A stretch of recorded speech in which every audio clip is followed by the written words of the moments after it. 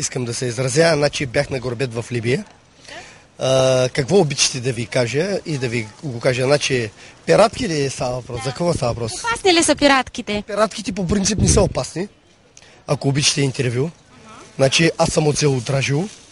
В момента живея в град Бургас. И така ми харесва много добре в Дражил. Кажете ми за пиратките, питам аз. Значи, по принцип пиратките по принцип са лоши.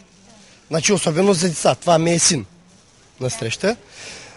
Когато я държи в ръката пиратката, след като я държи в ръката, тя излъчва едно лошо предсказание, когато може да му гръдне в ръката и може да му отрежи ръката или пръста, може да му фръкне на детето. Разбираш ли ме?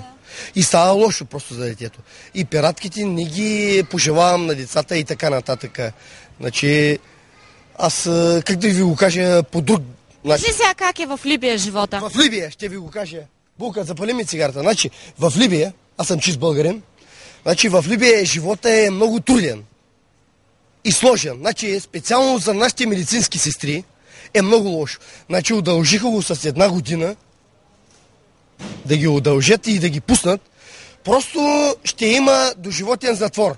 Няма да ги пуснат нашите медицински сестри. Мъжете пазят ли се жените там в Либия? Значи, по принцип, мъжете имат право на 4 жени и си пазят жените, по принцип.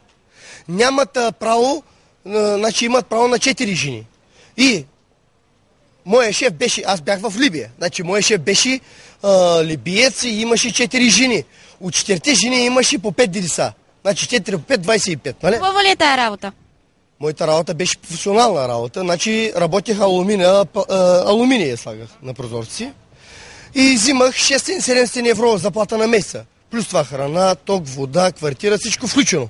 Разбираш ли?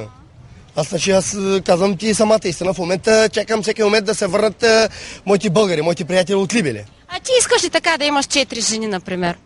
По принцип, обичам и искам да имам. Но в момента не разполагам с така голяма сума да ги имам тези жени. Разбираш ли? Значи имам по принцип 2 жени, могат да ги... Така да ще можеш ли да ги задоволяваш и 4-те, ако имаш? Мога, да. Мога да ги задоволя.